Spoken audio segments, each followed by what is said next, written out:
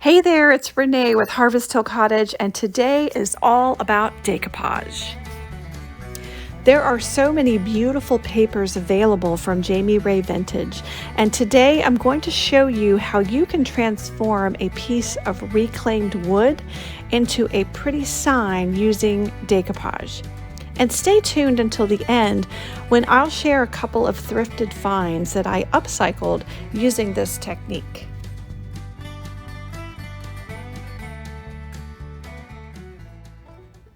Here's a neat old reclaimed board I found that I wanted to use as a sign.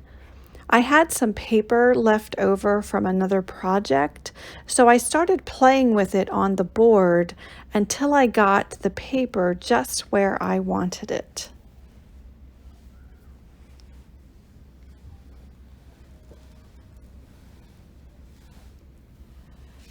Next, I trimmed off the excess so that it would be easier to work with.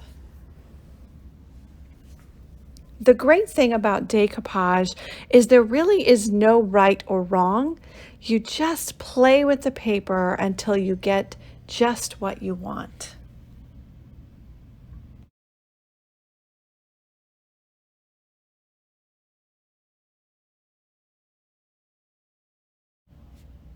Next, I used a small artist's brush dipped in water to outline the edges where I wanted to trim the paper.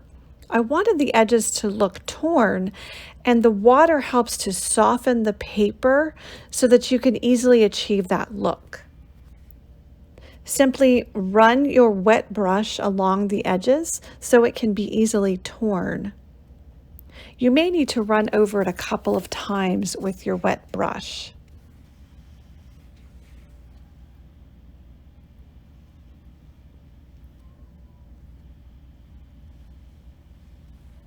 Then you just carefully tear along the moistened edge, working a little at a time. You can shape it however you really want using this method.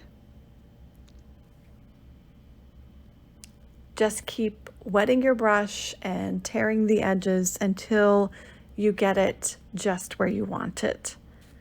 And the best part about it is if you make a mistake, you can easily fix it simply by layering more paper. Seriously, there are no rules here. You just trim and play along until you get the look that you want, tearing and layering until you get exactly what you want with your paper.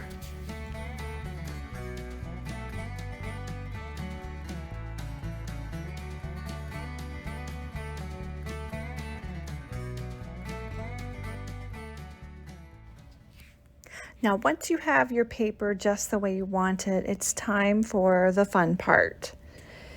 You need a medium for adhering the paper to your surface. Now, I love the Decoupage gel from Fusion Mineral Paint because it's very lightweight, durable, and it dries clear, even though it goes on with a little bit of a white film.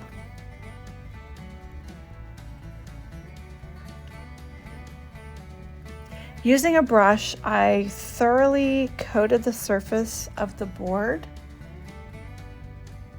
with a really thin layer. That's best. That way you avoid bubbles and unnecessary wrinkles. Be sure to cover the entire surface so that the edges of your paper will adhere really well.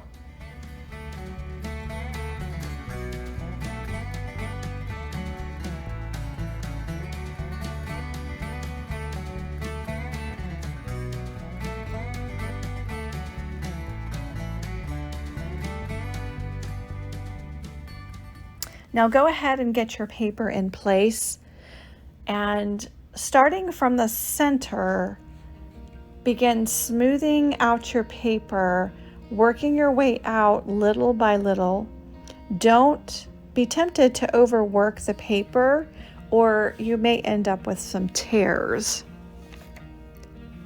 Now the Jami Ray Vintage papers are 18-pound paper, so they are extremely durable, yet they're delicate enough for a nice, easy, workable coverage.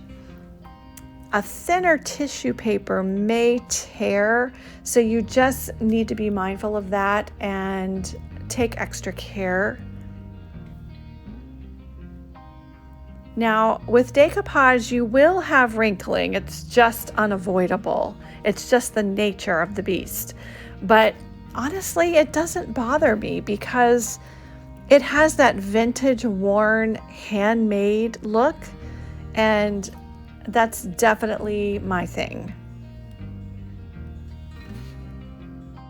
There are methods you can try to achieve a smoother finish, but for me personally, I just like to embrace that classic decoupage look.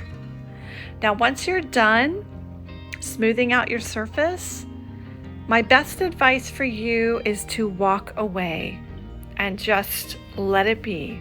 It needs to dry. Once it's dry, you're going to want to spread your decoupage medium all over the top of the paper. This helps to seal it in. Make sure you get all of the edges and paint in one direction for a smooth, cohesive look. And then just let it dry.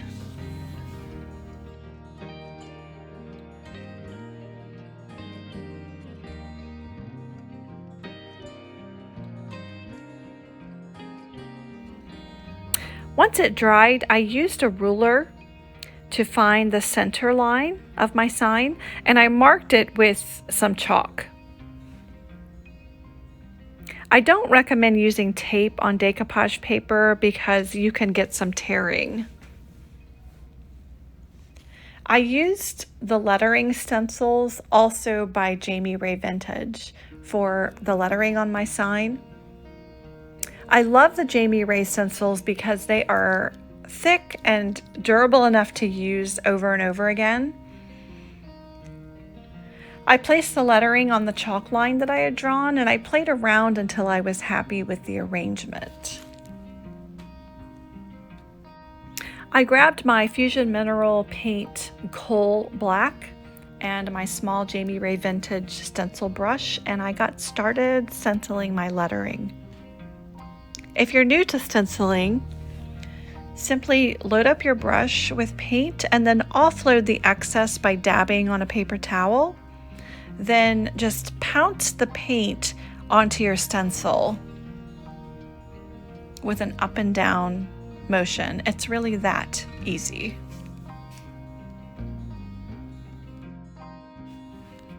Now here's a little stenciling tip for you. If you want to just use a portion of your stencil, you can cover up the part that you don't want to use with some painter's tape. Here I used the dot of the letter I while taping off the rest for my lettering.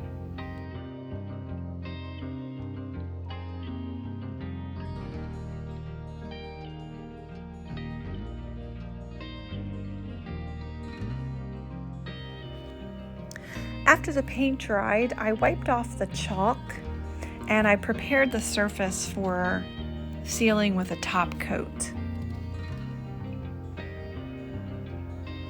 I sealed this piece using Fusion Mineral Paint's non-yellowing water-based sealer called Tough Coat.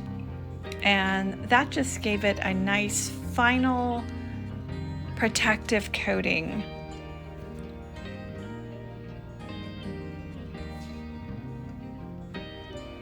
You have it, a pretty little decorative sign all ready for display.